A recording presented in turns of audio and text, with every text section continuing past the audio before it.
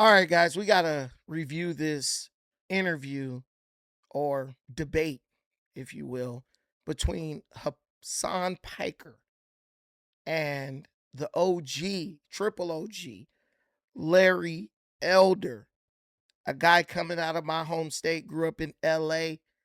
And with Larry Elder, you'll notice that you don't see him getting too many interviews or debates on liberal media or even on conservative media. Because the reality is, Larry is like, in my opinion, he's like Bill O'Reilly. He's head and shoulders above many of these talking heads and pundits when it comes to talent and true knowledge. Larry doesn't really even need a teleprompter. He's so well studied and well researched and well versed. I feel like they keep him away from the mainstream because they feel threatened by him. Let's tap into this real quick. Because part of the reason for the homelessness crisis is because of the lack of affordability. Leo Hanian is a economist from UCLA. He estimates that because of zoning ordinances, NIMBYism, all the rules and regulations that they put on people that want to build housing, housing costs almost 50% higher than an audit cost. So that is a failure of liberal policies. But the other problem, of course, is that a lot of people who are homeless have mental problems, they've had substance abuse problems, and throwing money at it is not going to help it. Hey, listen, I've been saying the same thing for years. If you're a California resident, you know that is exactly what it is. Homelessness is not caused by these people simply not being able to find housing. Homelessness in LA is caused by people who not only have mental illness, but also have drug addiction. And the reality is, they do not want to be housed. They do not want to be inside on a permanent or long term basis. It's like someone saying, man, I'm hungry. So you're buying them a damn McDonald's. They just want to eat. They don't want to run a McDonald's. These people just want temporary shelter, when they're coming off their high. But that doesn't mean they want to stay inside. Churches and nonprofits to deal with this problem because government can't do it. Okay. I agree. I think this is a problem of liberal capitalism, 100%. And I also agree with everything that Larry just said. I think the solution is to decommoditize housing as best as possible through a series of different programs. Rent control was something that was put forward, and unfortunately, private interests were so powerful that BlackRock. You know what's absolutely hilarious about this? What's crazy about this situation is that Hassan Piker does something that many liberals do when they know that they're outmatched, and they know, because in my opinion, liberals as intelligent as he is, they know that their reasoning and their argument doesn't hold water. So what they do is they try to initially agree with you, so that if you criticize them or point out basic holes in their argument, they'll try to like spin it into this like random assertion that, well, if you discredit me, you're discrediting yourself because I agreed with everything you said. He doesn't agree. He doesn't agree with anything Larry said. He's just going to try to weaponize what Larry said against Larry. And it's not going to work. Larry's way too smart for that. In just lobbying and marketing efforts to make sure that rent control did not happen in the state of California. And this guy, Hassan Piker, literally owns a mansion. He literally is rich, just like all the other liberals who are fighting and they're in it for the people. They're not doing this for their own wealth at all, according to them. But they they basically speak against what they are. And it's like, hey, I'm going to go and help the poor people tear apart the rich people, so that as a rich person, they'll think I'm on their side and they won't tear me apart.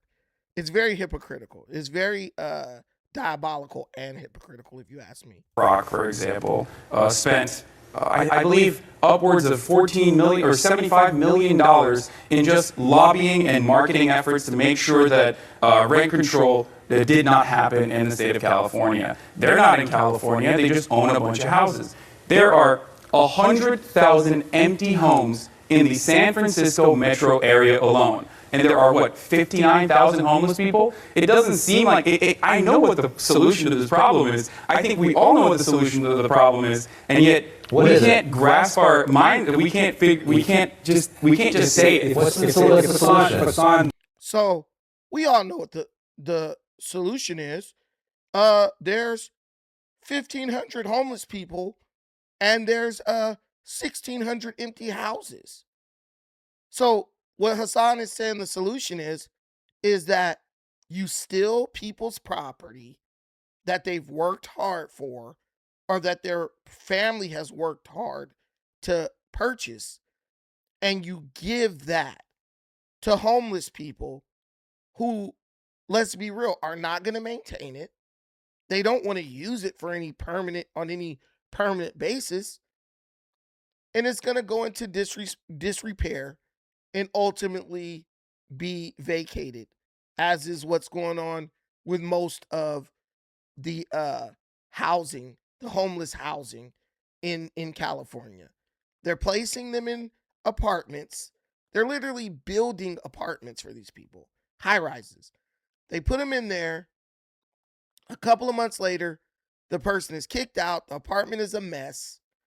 Now the state or the city has to go back in there, spend a couple million more dollars to get it back up to standard, to put more homeless people in there to do the same thing. And when I say homeless, I shouldn't just say homeless. Homeless, drug addicted, mentally unstable people.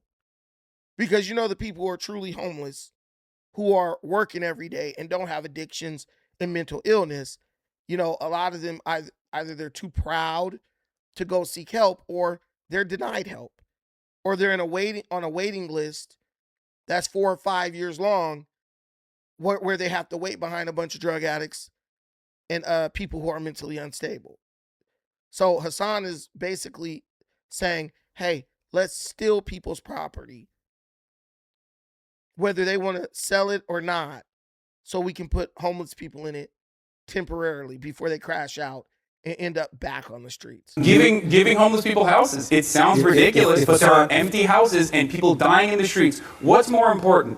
Making sure that the property values are as high as possible, or making sure that our fellow Americans, young children who are going to college right now, trying to better themselves and trying to build a better future for America, living in their cars, living on the streets. Come on, bro. This guy is literally trying to sit up here and make it sound like the homeless population of California is a bunch of college students. If that was the case, we could fix it in 1 minute. The homeless population of California is mostly drug addicted people with mental illness. If it was just a mere task of placing homeless college students in homes, it will be fixed in a month. He's purposely misrepresenting the situation to try to tug at people's heartstrings, but it only works when people are ignorant of the reality of the situation. What's more important? Rent control and policies like that create a disincentive on the part of contractors to build housing. So if you really understood, that's precisely what I mean. If you really understood the problem, you'd be opposing rent control, not advocating. I don't think rent control is a perfect solution. I think rent control is a band-aid, but it's a solution in the right direction. No, it's not. Because what did I say? I said decommoditizing housing is the main goal. Building public housing, building affordable housing in the short term with rent control, making it as unaffordable as possible on the landlords to own private. Make it as unaffordable as possible on the landlords. If the landlords can't afford to maintain their property, they get rid of it. They sell it, and they buy somewhere else. Properties, so that housing, which I would regard as an inelastic, I would regard as having inelastic demand, which is a necessity for people to survive, shelter, right? Very important. Should be dealt with appropriately. But I also feel the same way about healthcare as well. So you want government to displace private contractors? Exactly. Oh, absolutely. Wow. Exactly. Absolutely. I think private contractors demonstrably are failing right now. We are seeing this. We're talking about homelessness. Why do you think this problem exists in California? It's affordability. People can't buy houses. And you're right about the mental health issue as well. Again, another thing where our government is failing us. Larry, your defense for private contractors. Well, if I mean, I don't want to cut Larry's wisdom, but contractors are failing because California has made it impossible for them to build. If you look at what's going on in the Pacific Palisades right now, those people lost their homes that were already standing on those lots. Most of them can't even, I think they've only rebuilt 10 homes out of thousands of homes that were destroyed.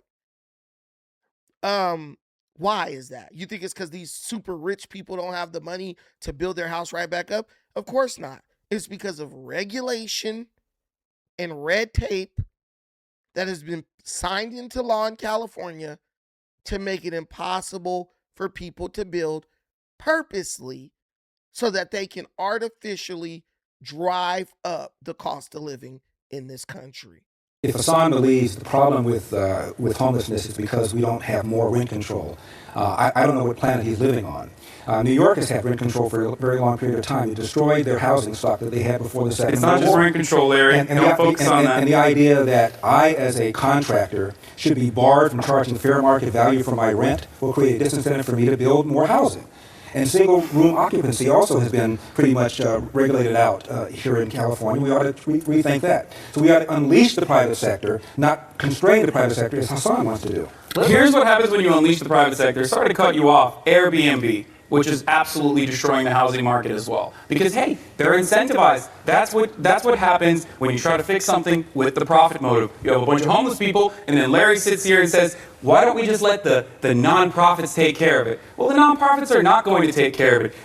If we wanted to wait for people to be nice to one another, I don't think we would have gotten into this problem in the first place. Let's talk about another issue. California passed a budget this week. So Airbnb is the problem. Oh, if you allow them to build, Airbnb will take over everything. Guys, listen, we're in Los Angeles. There's a demand for housing. There's not a constant high demand for Airbnb or temporary stays. There just isn't. We have all these damn hotels, all this stuff, and the reality is Airbnb has to compete with hotels, motels, etc. It's the free market. Airbnb is not just, I mean, if Airbnb was so powerful, why are there still hotels? Why is there Marriott and what Westin and all these different hotels right in my city, and in Best Western and Motel 6 all over the place in California? They literally try to challenge the proven laws of capitalism with whataboutisms. Oh, what about Airbnb? Every landlord doesn't want their property to be used for Airbnb. That's a fact. There are many buildings in California that tell you you cannot rent an apartment here and use it for an Airbnb. Hell, there's apartments in Africa where I like to go that say no Airbnb.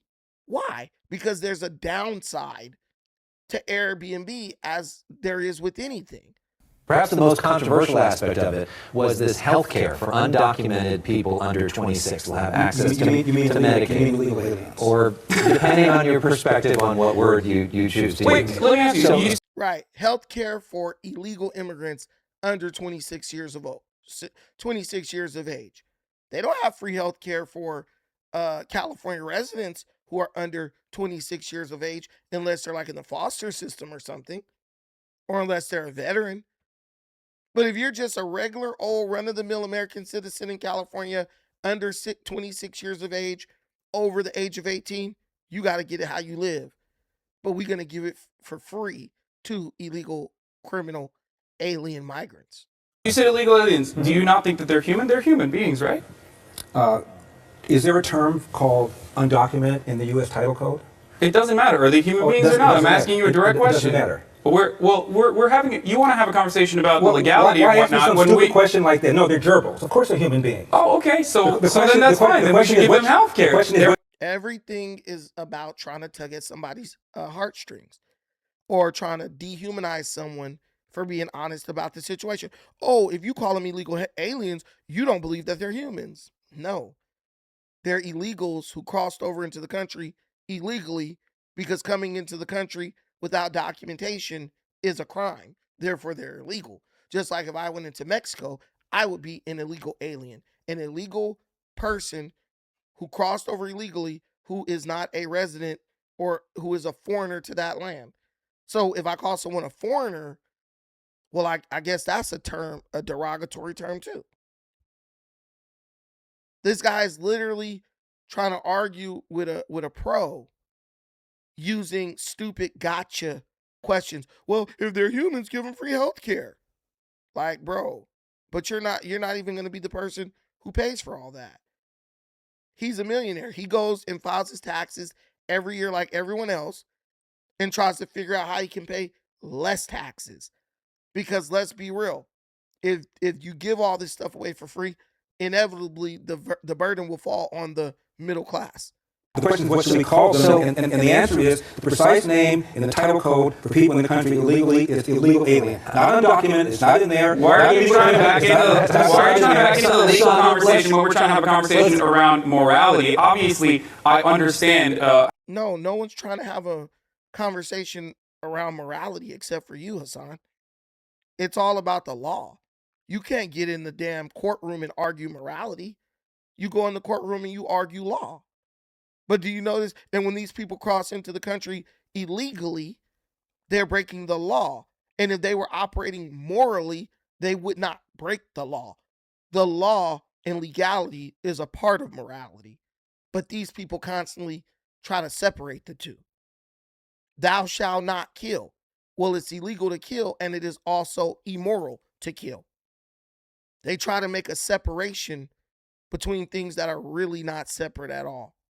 How the law works, the law is also susceptible to changing. Now, let's have a conversation about the morality of whether or not we should be giving these people health care. Well, let's ask the question though in terms of because money is not infinite. So sort of the choice for California taxpayers when we have so many other problems, including homelessness for so many California residents, is this a good use of California taxpayer money to give it to pay for? We don't even have money in homes for citizens, right? We don't the resources that we could be using to help our mentally unhealthy California citizens or our homeless citizens or our drug addicted citizens, we're giving that to illegal immigrants who should be going back to their own country to get the help that they need.